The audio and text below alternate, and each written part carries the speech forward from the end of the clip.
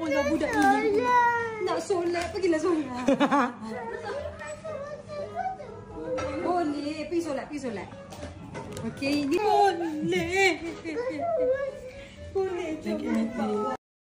Ramai yang cakap Afar dan drama ni memang tidak dapat dipisahkan ya. Bila ada drama je mesti nak mengadu dekat ibu ya. Allah budak ini.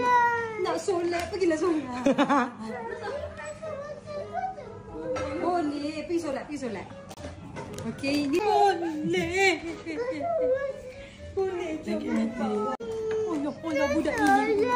Nak solat, pergilah solat. Boleh, pergi solat, pergi solat.